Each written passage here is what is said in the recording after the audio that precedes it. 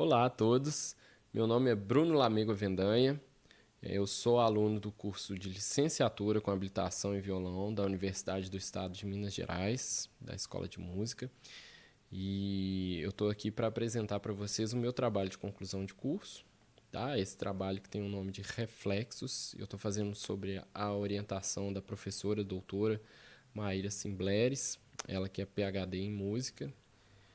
Então, o que é esse projeto, né? O Reflexos ele é uma série de composições minhas para violão e esse termo reflexo ele significa exatamente o que a universidade, todo esse processo que eu passei desde o momento de preparar para o vestibular, para entrar na universidade, todo o percurso que eu tive durante a graduação, o que isso fez e me influenciou a minha maneira de pensar, de compor, de sentir a música, de interpretar, e como que isso, depois de ter chegado em mim, como que eu consigo refletir isso de volta para o público. Então tem muito essa questão, né, dessa transformação de como que nós somos espelho e referência das pessoas e ao mesmo tempo conseguimos influenciá-las também.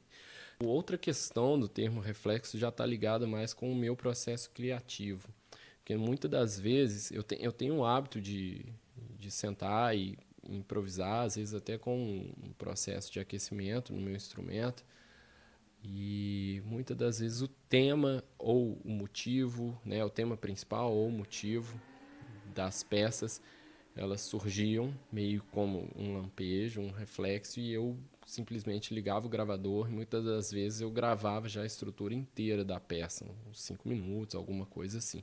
Então, por isso, essa questão do reflexo também. E aí, terminando, né, a gente, depois de fazer esse esboço, dessa forma, a gente vinha a lapidar, e algo que a Maíra, nossa, contribui demais, assim, com toda a questão técnica e algumas coisas que, né, de todo o conhecimento que ela tem. Inicialmente, o projeto ia ser apenas para violão solo, composições para violão solo. A gente acabou incluindo um duo, então nós vamos ficar ao todo com 6 peças, sendo elas a suíte Reflexos, que tem 3 movimentos, a peça chamada Raiar, Espelhos d'Água, Amadeirado, Tempestade. Todas essas são solo. E aí a gente resolveu incluir o duo, então, que é o Cair da Tarde em BH. As peças solo, todas elas já estão escritas, compostas, completas, e nós estamos no processo de revisão e edição dessas peças. Tá? Esse processo a gente até começou pelo Amadeirado e pela Tempestade, que são peças um pouco mais complexas em relação à notação musical, utilizam muitos elementos de técnica estendida, música contemporânea. Então nós optamos por começar por essas duas peças, a parte de edição e revisão. Já a peça para duo, que é o Cair da Tarde em BH, ela ainda está no processo de composição. Ela foi feita apenas aquele processo que eu expliquei um pouco atrás, né, do processo de composição, de se criar o escopo, a estrutura inteira da música. Então ainda falta dar uma lapidada, uma refinada. E a gente tem, então, como elementos que conecta todo esse trabalho, reflexo dos elementos principais, é o simbolismo. Eu vou dar alguns exemplos, acho que é até mais fácil do que explicar, mas são alguns exemplos mesmo, como, por exemplo, na música Tempestade, o nome ele já traz um pouco dessa ideia, né, mais visual. Mas, por exemplo, nessa música a gente tem o som do vento, que é como se fosse o vento batendo em alguma telha, ou numa calha, na árvore, num toldo, alguma coisa assim, representado por esse movimento aqui, percussivo. Nós temos o som do trovão, ou a tambora, ou o pizzicato Bartók. O som do raio, que seriam esses acordes, né, mais tensos.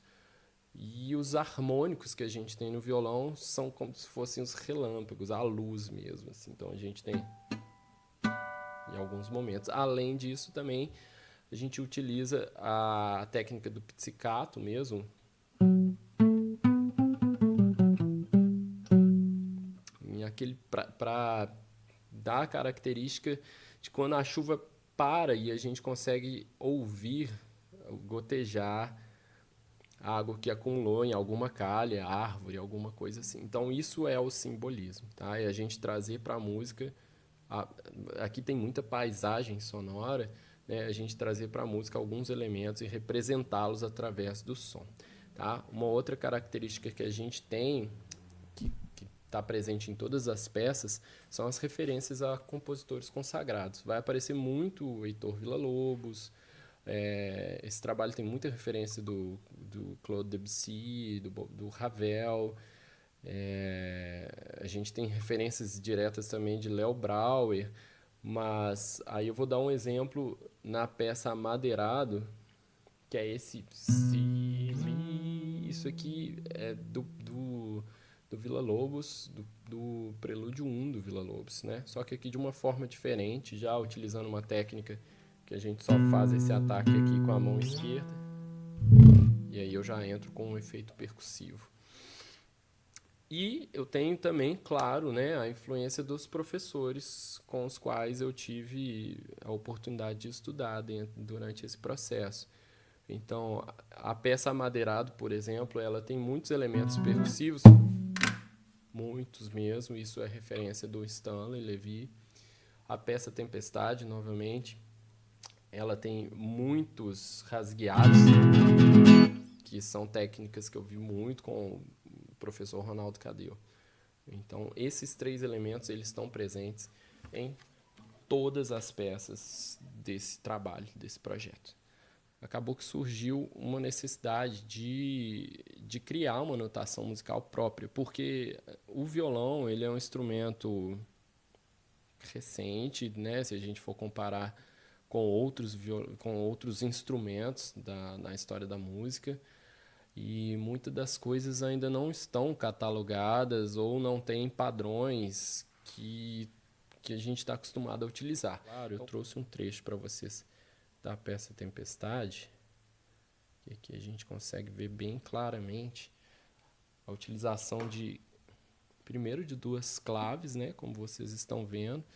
A primeira clave é a clave que seria a mais normal do violão, e a clave de baixo é a clave dos efeitos percussivos.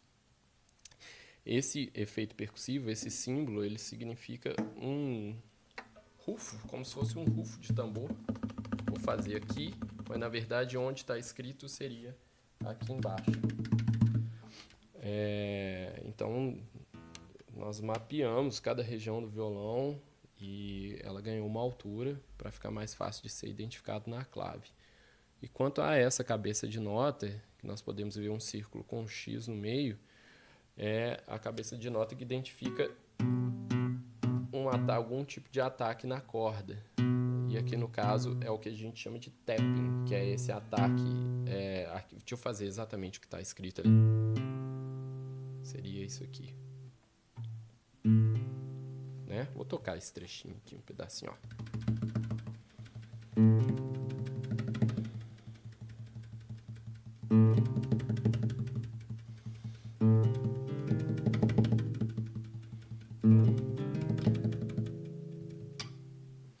Então a gente tem essa cabeça de nota para delimitar que nós temos que fazer algum tipo de ataque nas cordas, tá? E ali a gente tem aquele efeito. Então foram muitas ideias relacionadas à cabeça de nota para identificar ataque no tampo, ataque na lateral, ataque no fundo do instrumento ou ataque na corda.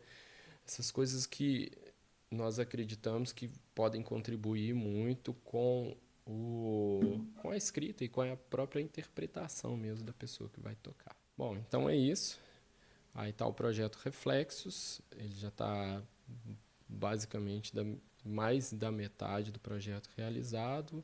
Falta agora todo esse processo de edição das partituras para poder ficar para ser publicado. Ok? Espero que vocês tenham gostado.